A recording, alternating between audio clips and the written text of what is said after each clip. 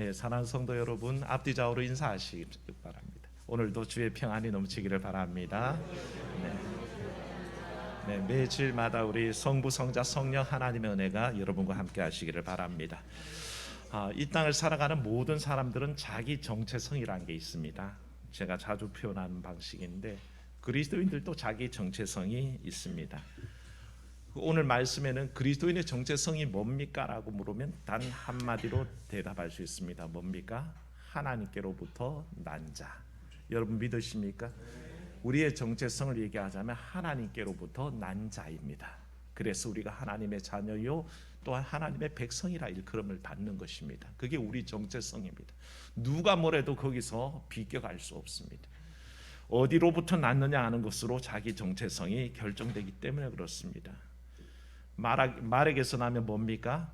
망아지요. 소에게서 나면 송아지요. 개에게서 나면 강아지요. 고양이에게서 나면 고아지. 아닌가요? 네. 잘 따라오시는 분들은 그렇게 고아지 그러시던데 참 희한하죠.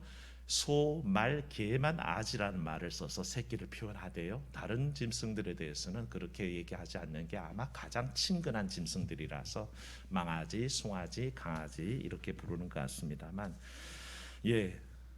그 정체성입니다. 소에게서 나면 송아지입니다. 아무리 소가 빨리 뛴다고 해서 망아지가 되지는 않지요. 아무리 말에게서 태어난 강아지가 말에게서 태어날 수는 없지 않습니까? 태어난 것으로부터 자기 정체성이 결정된다는 것입니다. 그래서 사람도 마찬가지입니다. 어디로 태어나느냐? 사실은 그리스도인들에게 가장 영적인 의미는 뭡니까? 세상으로부터 나서 세상 속에 거하면 그 사람은 세상 사람입니다. 근데 자기 정체성 속에서 하나님께로부터 나서 하나님의 사람으로 살겠다 할 때 그 사람이 바로 하나님의 사람이요 그리스도인이요 하나님의 자녀됨을 믿습니다. 여러분은 하나님의 자녀이십니까? 세상의 자녀입니까? 하나님의 자녀 되시기를 축원합니다. 우리는 하나님의 자녀입니다. 그런데 항상 이 하나님의 자녀라는 자긍심 정체성 속에 우리를 고민하게 만드는 것은 어떤 하나님의 자녀, 어떤 하나님의 백성, 어떤 그리스도인도 세상에서 살지 않는 백성은 없다는 것입니다. 그래서 그리스도인들의 이 모습을 가지고 우리는 늘 이중적인 구조에서 산다고 얘기합니다. 정체성은 하나님의 백성이요 하나님의 자녀인데 실제로 살아가는 곳은 세상 사람들과 더불어서 세상에서 살아야 한다는 것이죠. 그러니 우리의 고민이 그것입니다. 이 이중적 구조 속에서 세상 가운데 발을 딛고 어떻게 하나님의 정체성을 드러낼 것이냐, 하나님께로서 난 자로서의 정체성을 드러낼 거냐 하는 게 우리의 가장 큰 숙제예요. 숙제 중에서도 정말 풀기 어려운 숙제 중에 하나가 바로 그 문제입니다. 그럼에도 불구하고 사도 요한은 담대하게 우리에게 증거하시기를 이 거룩한 정체성이 뭐냐? 바로 하나님의 난 자답게 하나님의 형상을 일구고 살아가야 될 목표를 뚜렷하게 말씀하신 거죠. 그러니까 이 땅에 부름받은 하나님의 백성들, 하나님께로 난 자들, 이 모든 이들이 뚜렷한 하나님께서 주신 목표를 가지고 살아야 한다는 것입니다. 우리가 잘 아는 바울 사도는 자기의 목표를 뭐라고 얘기했습니까? 빌립보서 3장 12절에서 14절 그가 얘기할 때 이렇게 얘기합니다. 내가 이미 얻었다 함도 아니요 온전히 이루었다 함도 아니라 오직 내가 그리스도 예수께 잡힌 바 된 그것을 잡으려고 달려가노라. 형제들아 나는 아직 내가 잡은 줄로 여기지 아니하고 오직 한 일 즉 뒤에 있는 것을 잊어버리고 앞에 있는 것을 잡으려고 표대를 향하여 그리스도 예수 안에서 하나님이 위에서 부르신 부름의 상을 쫓아 가노라. 그렇게 고백했습니다. 바울은 자기의 모든 살아가는 도상에서 하나님의 주실 하늘의 부름의 상을 바라보고 달려가고 있다 그랬습니다. 삶의 목표가 뚜렷하죠. 대부분의 크리스찬들이 이 문제로 고민한다고 말씀드렸습니다. 이 땅을 발을 딛고 살기 때문에 하나님께로 부름받은 자로서 어떻게 살아야 될지를 잘 몰라서 사실은 왔다 갔다 합니다. 세상 것 바라보고 세상이 추구하는 가치관에 그대로 매몰돼서 살다가 이 사람은 도대체 하나님으로부터 난 사람인지 세상으로부터 난 사람인지 구별이 안 되는 그런 희미한 정체성 속에 많은 크리스찬들이 고민하고 살아간다는 것이죠. 바울은 그 이에 대해서 단호하게 거절합니다. 나는 하늘을 바라보고 하늘의 부름의 상을 보고 쫓아가기에 나는 하나님의 백성이요 하나님의 사람이다. 그 고백이 있는 것이죠. 사랑하는 여러분, 이 고백이 여러분들 고백 되시기를 축원합니다. 우리도 그렇게 살아야 합니다. 이 땅을 발을 딛고 살지만 분명히 우리도 이 땅에 속해 있는 이 땅의 일원이지만 그럼에도 불구하고 내 정체성은 하나님을 향해서 하늘의 사람인 것을 고백해야 한다는 것이죠. 이 목표에 대해서 자기 삶이 어떤지에 대해서 진지하게 고민하며 사는 사람은 사실은 드뭅니다. 특히 그리스도인들 중에서도 이 땅에 살면서 하나님께로 난 자로서 자신의 삶의 목표가 무엇인지에 대해서 고민하는 사람도 사실은 드물다는 것입니다. 어떤 농부가 아들에게 농사일을 가르칩니다. 이 아들은 조금 모자란 감이 있어서 여러 가지를 가르쳐야 되는데 소를 몰아서 밭가리를 요즘은 소를 안 쓰죠. 경운기 가지고 트랙터 가지고 했지만 옛날에는 소를 가지고 가르쳐서 밭을 갈았습니다. 근데 아버지가 밭을 갈면 늘 곧게 일직선으로 잘 갑니다. 참으로 보기에도 좋고 파종하기에도 좋게 그렇게 밭을 잘 가는데 이 아들이 갈면 어떨까요? 삐뚤빼뚤 그냥 마음대로 갈아놓는 겁니다.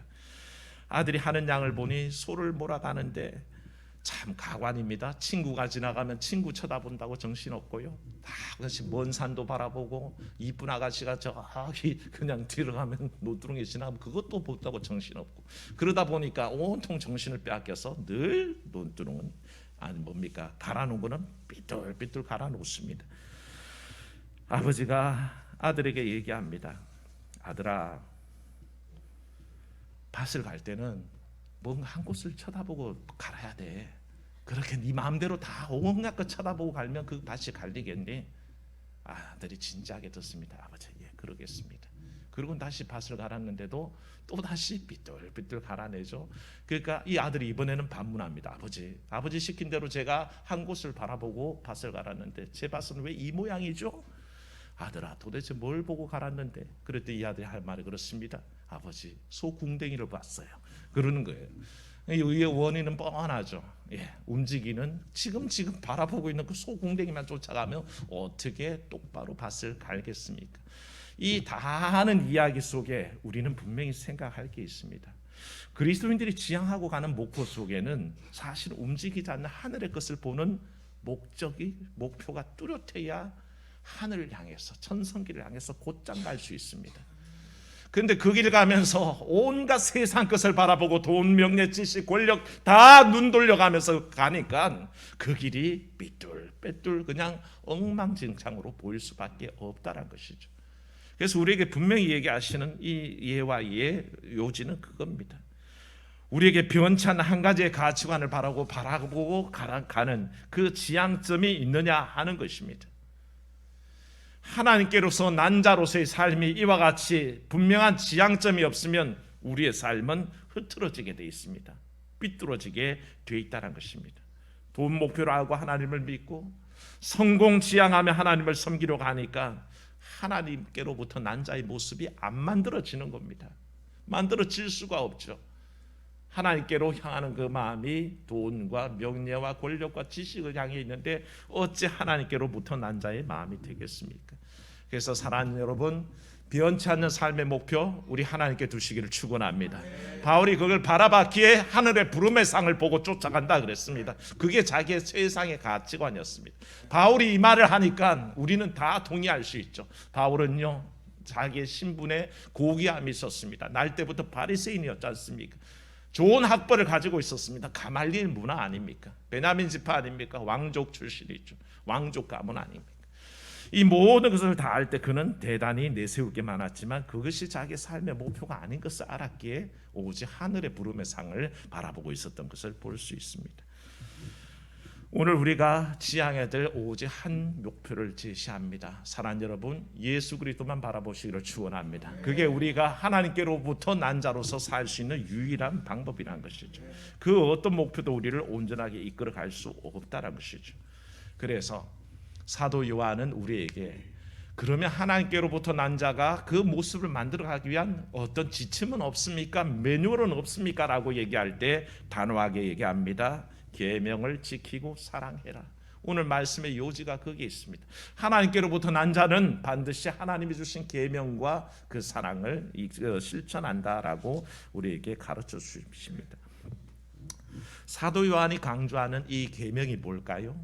요한에게서 중요한 것은 사실은 요한복음과 요한 1, 2, 3서 요한계시록을 관통해서 흘러는 정신이 하나 있습니다. 그게 사랑입니다.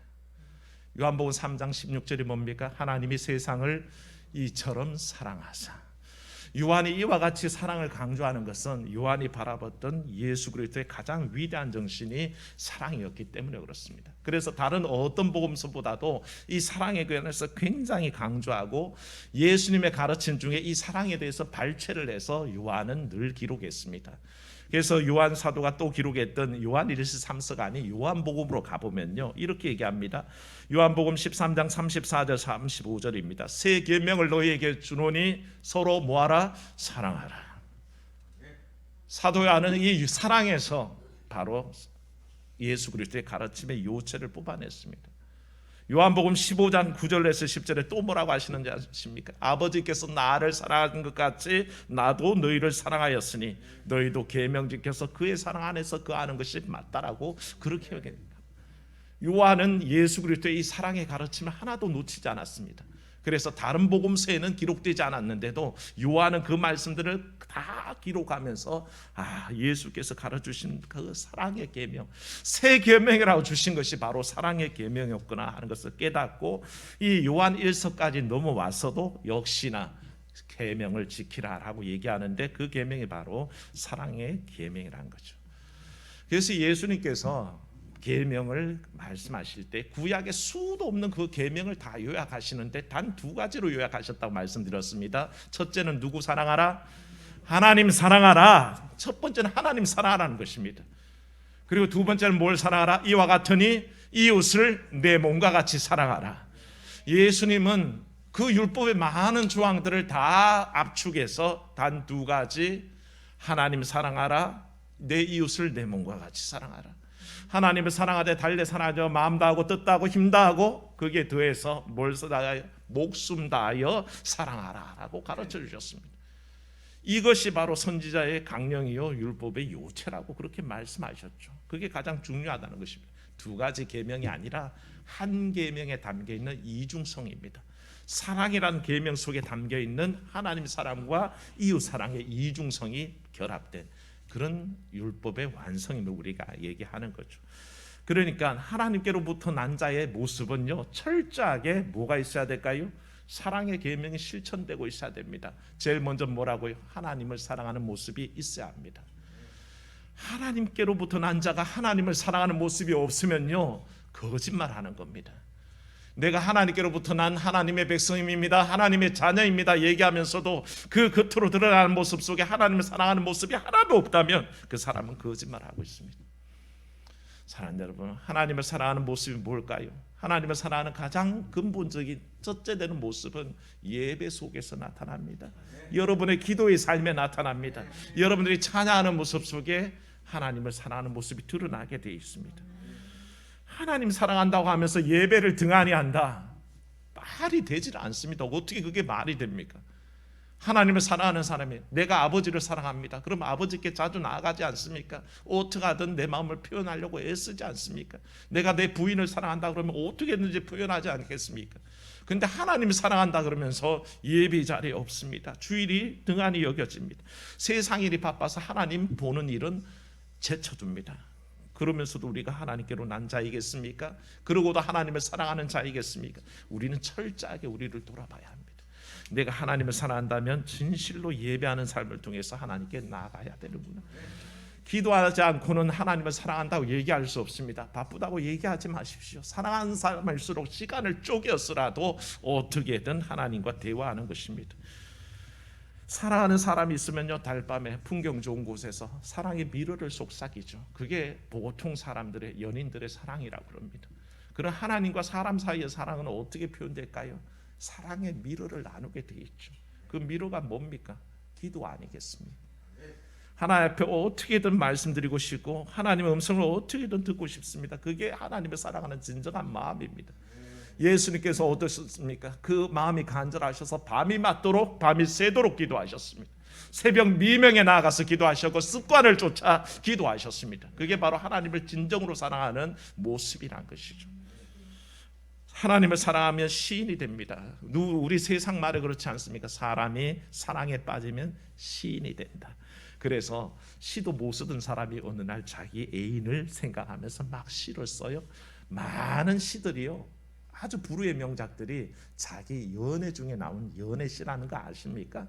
자기의 사랑하는 사람을 위해서 예찬하다 보니까 사랑의 시가 만들어졌는데, 바로 우리 그리스도인들이 하나님을 향해서 외치는 시가 바로 찬양의 시요, 찬송 시요, 시편의 말씀들이요, 수많은 노래들이 하나님을 향해서 사랑의 고백의 노래인 거죠.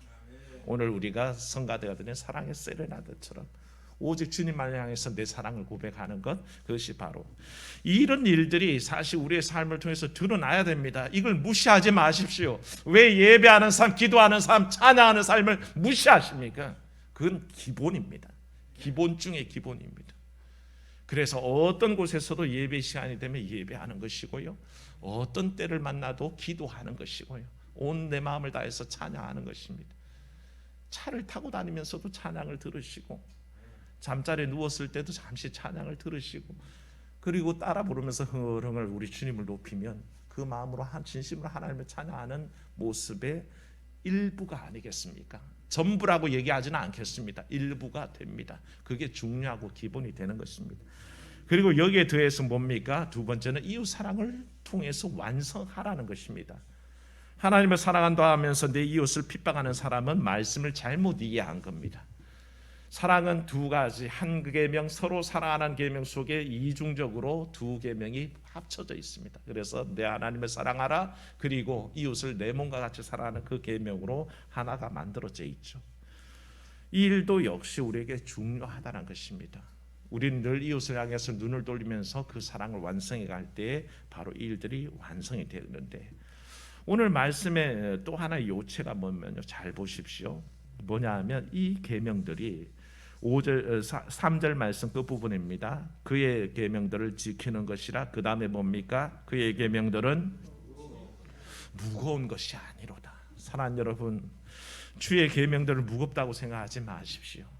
하나님 사랑하는 것, 이웃 사랑하는 것 무거운 것이 아닙니다. 오히려 그것은 나를 기쁘게 하고 즐겁게 하는 겁니다. 저는요, 우리 성도들, 여러 성도님들의 믿음 생활을 유심히 보는 편입니다. 그리고 말은 하지 않지만 그 형편 가운데 저분이 저렇게 하는 것이 어떤 의미인지를 알 때가 너무 많습니다. 어떤 분들은 제가 생각해도 너무 힘든 중에 섬깁니다. 그럴 형편이 아니어 보이는데도 온 시간을 내고 물질을 들이고 온 노력을 다해서 섬기는 분들이 있습니다. 바쁜 시간에 쫓깁니다. 바쁜 일상을 쪼갭니다. 그래도 하나님 앞에 나오려고 몸부림을 칩니다. 사랑하는 여러분, 하나님 앞에 몸부림친다는 말을 예사로 듣지 마십시오. 보통 몸부림은요, 눈에 격렬하게 다가옵니다. 미물도 살기 위해서 발부둥침 몸부림치면요, 그 몸부림침이 너무 간절해 보인다는 것을 알게 됩니다. 믿음의 성도가 하나님 앞에 온 힘을 다해서 섬기려고 몸부림치면요, 하나님이 보실 수밖에 없다는 것입니다. 사랑하는 여러분, 하나님 앞에 정말 말씀 지키려고 몸부림치십시오. 그 일을 하나님께서는 절대 외면하지 않는다는 거죠.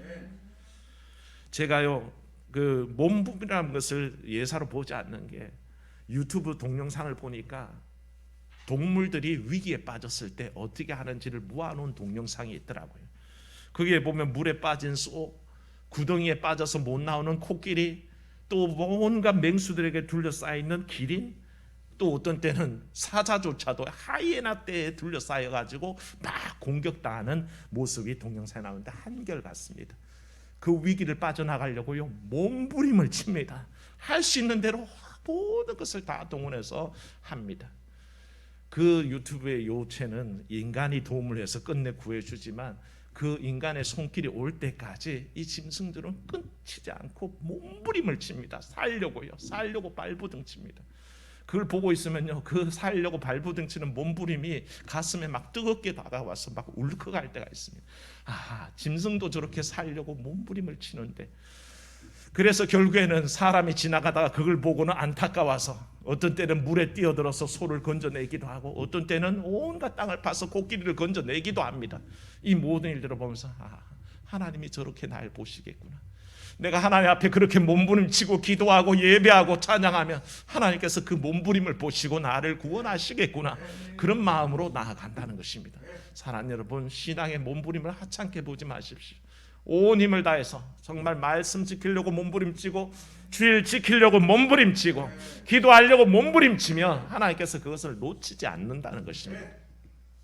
사랑하는 여러분, 여러분들이 어려움 중에도 주일 못 지킬까 봐 새벽에 달려와서 예배하고 가시는 분들을 저는 응원합니다. 바쁜 중에도 나와서 가족이 아파서 온 힘을 다해서 하나님 앞에 기도하기를 그치지 않겠습니다. 결단하고 기도하는 그 기도 하나님께서 들으실 줄로 믿습니다.